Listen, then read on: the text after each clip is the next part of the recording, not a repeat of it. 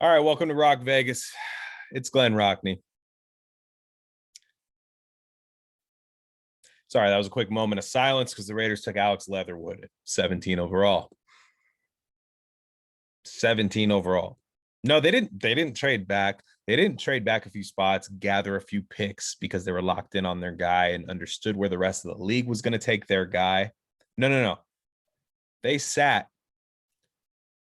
at pick 17 and took a guy that I guarantee you a lot of other teams did not have valued as a first rounder. Now, where to start, right?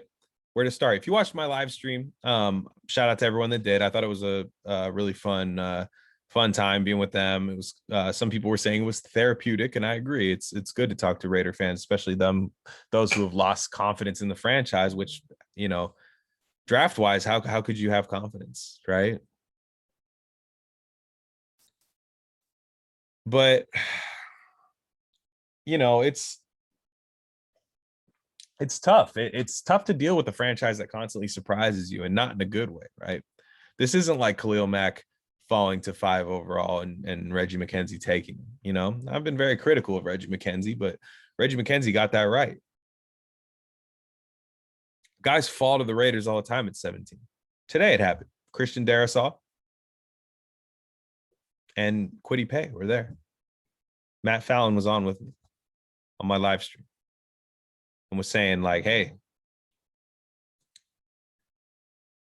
Darrisaw or Paye, let's do it.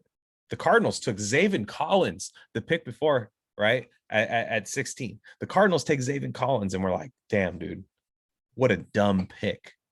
They did what the Raiders would do. And in the back of my mind, not the front of my mind, the front of my mind's going, we won't do something this stupid. The back of my mind's like, they're going to do something even more dumb. Now, I can't say it's more dumb. I think Zaven Collins is a terrible pick at 16. Alex Leatherwood should still start, right? Should be a starter.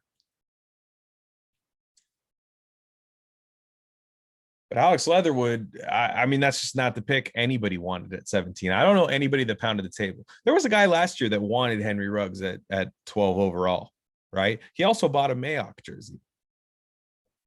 Okay, I'll let you put 2 and 2 together. Nobody expected Damon Arnett at 19, and damn it, it was Leatherwood. Now, it's weird because I remember Leatherwood being I don't know, a few months ago, I remember people saying Leatherwood to the Raiders. But Leatherwood was higher in a lot of mock drafts at that point. Now, the film guys I talked to, I sat down, I watched a little bit of Leatherwood, but I don't see what they see. Some of the film guys I talked to say he's a really good athlete. He's got long arms. He's what Tom Cable wants. Tom Cable likes long arms. Shout out Marcus Johnson. He was correct on the arm length thing. 34-inch arms, and we don't go a fraction of an inch below 34-inch, right? Tom Cable's a size queen, you know what I mean, with the arms. But they take Leatherwood. Honestly, it feels like it was because of that, right? Because of arm length. Because the film guys I talked to, one of the biggest things you hear about Alex Leatherwood, the biggest problem is that it's effort. It's an effort thing. Can you coach effort? Has anyone ever played professional sports before where they're like, can you coach effort? No, you can't. You really can't. Isaiah Wilson was drafted by the Titans last year at, I don't know, I think it was back end of the draft. They got him, and I think they traded back into the first to get him. Out of the league now when you can't coach effort. So I think Leatherwood's going to have the chance to start at right tackle. I mean, there's really no competition for him there. I think it was like Jared Jones-Smith or some guy at right tackle. I don't even know his name. But other than that, he doesn't have a lot of competition. And I'm sitting here. It's pick 22. The Titans just took Caleb Farley, and I'm hoping the Raiders trade back into the first round.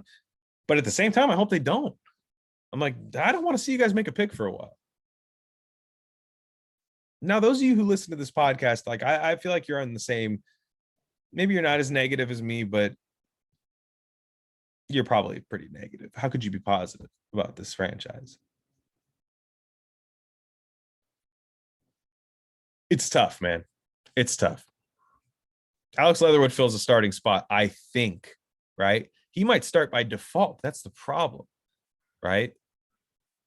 That's the problem when you draft for need. They clearly drafted for need here. They were overconfident in their evaluation. They fell in love with a guy named Alex Leatherwood. I guarantee you they did. They fell in love with his tape, fell in love with his athleticism. They feel like they can coach him up. What guy on this team, maybe Colton Miller, I would say, but what guy on this team have the Raiders coached up to be better than his draft slot? Okay, Hunter Renfrow, right? But Hunter Renfrow slipped because he was a slot guy, and he slipped. But I'm talking about a guy where the Raiders took him and were like, nah. But since Colton Miller, there hasn't been the guy that, in fact, it's been the other way around, where we've been like, oh, they took this guy kind of high. Let's see what the coaching staff does with him. And they don't. They don't do anything. So now you go into day 2 with needs everywhere on defense. And I'm not sure you solved the right tackle problem. It's officially a nightmare situation, folks. It's a nightmare situation.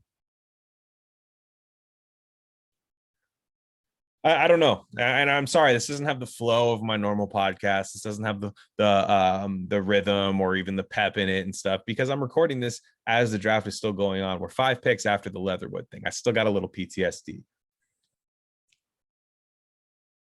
But on the live stream, I'm looking and I'm like, man, Mayock's walking around and like it just doesn't look right. Like, I don't know. The draft room didn't look exciting. You see these other ones are juiced. Rashawn Slater gets drafted. Never high. Chargers guys are doing backflips. Looks like the fucking Harlem Globetrotters in there. Raiders pick a guy and they're like, well, Alabama, right? Am I right? It's Alabama. Everybody's good from there. I feel like that's how they draft. I feel like they're just like Clemson, Alabama. Let's look at the college football playoff. We're going to draft whoever's from there. Jackson Carman, round 2. Why not, right? Cornell Powell, round 3. And Dylan Moses, round 4. How about just all that, right?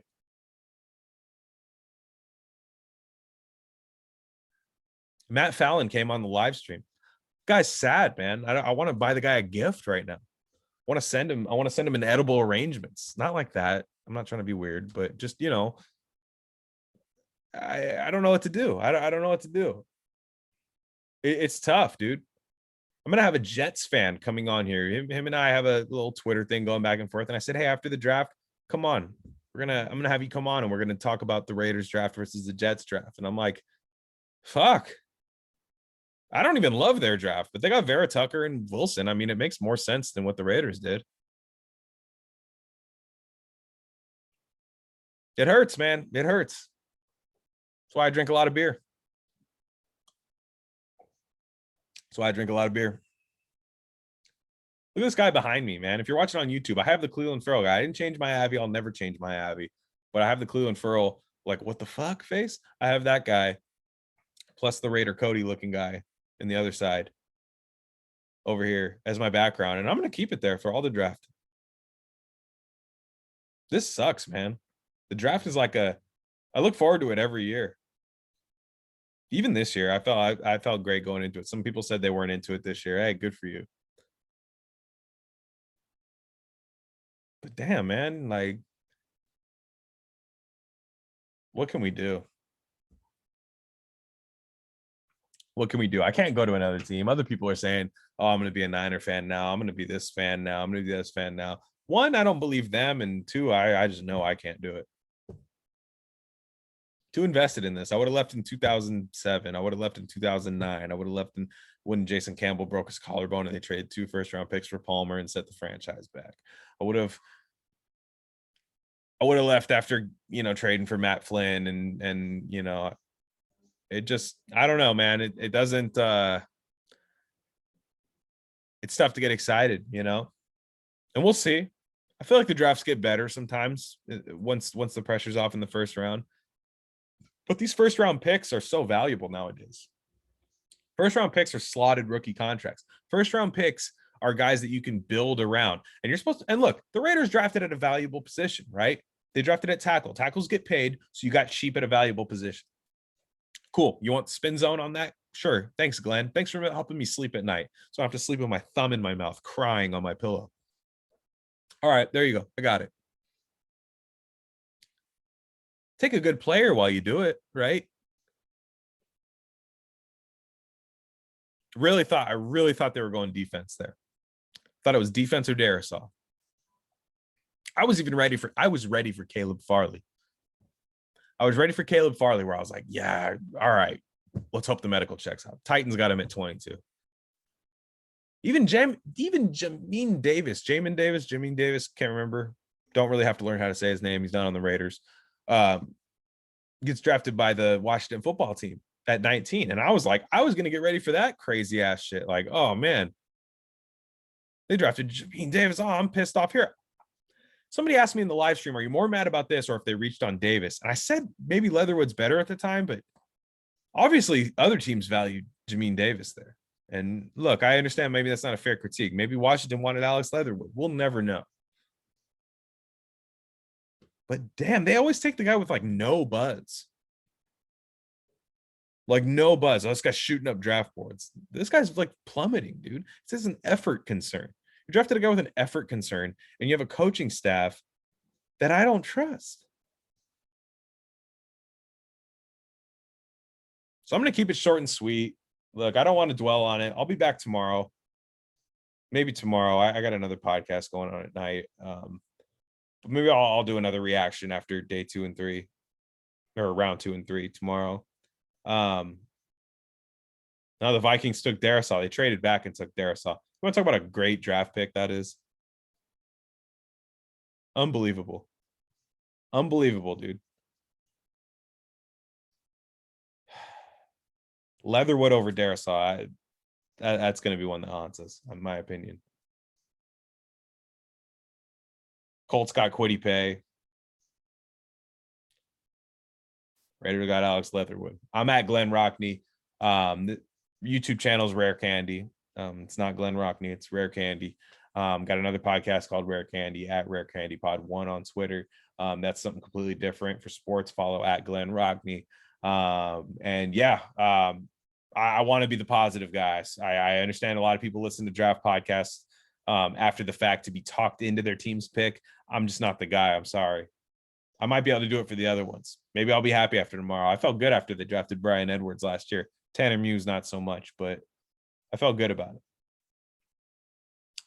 That's it for me, guys. Everybody have a good night. I'll get this uploaded to YouTube ASAP.